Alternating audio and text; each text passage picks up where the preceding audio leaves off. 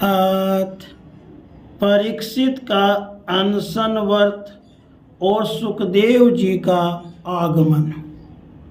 सूत जी कहते हैं, उसी समय पृथ्वी पर स्वेच्छा से विचरण करते हुए किसी की कोई अपेक्षा न रखने वाले व्यास नंदन भगवान श्री सुखदेव जी महाराज वहां प्रकट हो गए। वे वर्ण अथवा आश्रम के बाह्य चिन्हों से रहित एवं आत्मा अनुभूति में संतुष्ट थे। बच्चों और स्त्रियों ने उन्हें घेर रखा था। उनका वेश अवधूत का था। 16 वर्ष की अवस्था थी।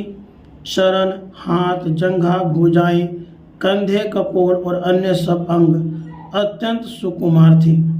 नेत्र बड़े बड़े और मनोहर थे। नासिका कुछ ऊंची थी, कान बराबर थे, सुंदर भौहें थी। इनसे मुख बड़ा ही शोभायमान हो रहा था। गला तो मानो सुंदर शंखी था। हंसड़ी ढकी हुई छाती चौड़ी और उभरी हुई, नाभि भंवर के समान गहरी, उदर बड़ा ही सुंदर त्रिवल्ली से युक्त था। लंबी लंबी भुजाएं थी। मुख पर घुंघराले बाल बिखरे हुए थे। इस दिगंबर वेश में वे श्रेष्ठ देवता के समान तेजस्वी जान पड़ते थे। श्याम रंग था। चित्त को चुराने वाली भरी जवानी थी। वे शरीर की छट्टा और मधुर मुस्कान से स्त्रियों को सदा ही मनोहर जान पड़ते थे। यद्यपि उन्होंने अपने तेज को छिपा रखा था, फिर भी उनके लक्षण जानने वाले मुनियों ने उन्हें पहचान लिया और वे सब के सब अपने अपने आसन छोड़कर उनके सम्मान के लिए उठ खड़े हुए। राजा परीक्षित ने अतिथि रूप से पधारे हुए श्री सुखदेव जी को सिर झुकाकर प्रणाम किया और उनकी पूजा की। उनके स्वरूप को न जानने वाले बच्चे और स्त्रियां उनकी यह महिमा देखकर वहां से लौट गए। सबके द्वारा सम्मानित होकर श्री सुखदेव जी श्रेष्ठ आसन पर विराजमान हुए। ग्रह, नक्षत्र और तारों से घिरे हुए चंद्रमा के समान ब्रह्मर्षि, देवर्षि और राजर्षियों के समूह से आवृत श्री सुखदेव जी अत्यंत शोभायमान हुए। वास्तव में वे महात्माओं के भी आदरणीय थे। जब प्रखर बुद्धि श्री सुखदेव जी शांत भाव से बैठ गए, तब भगवान के परम भक्त परीक्षित ने उनके समीप आकर और चरणों पर सिर रखकर प्रणाम किया। फिर खड़े होकर हाथ जोड़कर नमस्कार किया।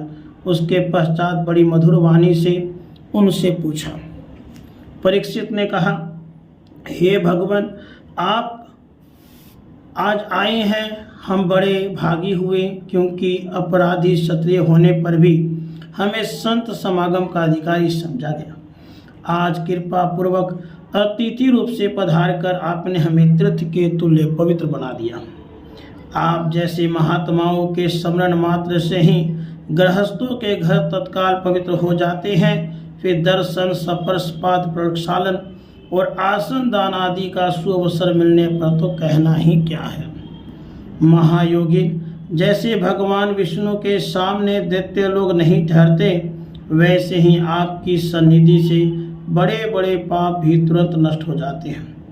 अवश्य ही पांडवों के सुहृद भगवान श्री कृष्ण मुझ पर अत्यंत प्रसन्न हैं।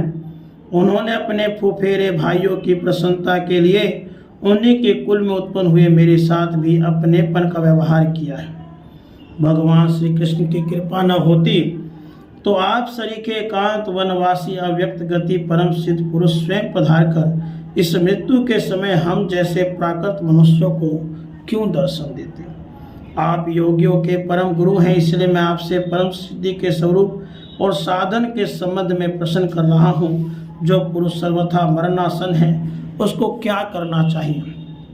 भगवान, साथ यह भी बतलाइए कि मनुष्य मात्र को क्या करना चाहिए। वे किसका श्रवण, किसका जप, किसका स्मरण और किसका भजन करें और किसका त्याग करें। हे भगवत स्वरूप मुनिवर, आपका दर्शन अत्यंत दुर्लभ है, क्योंकि जितनी देर गाय दूही जाती है गृहस्थों के घर पर, उतनी देर भी तो आप नहीं ठहरते। राधे कृष्ण।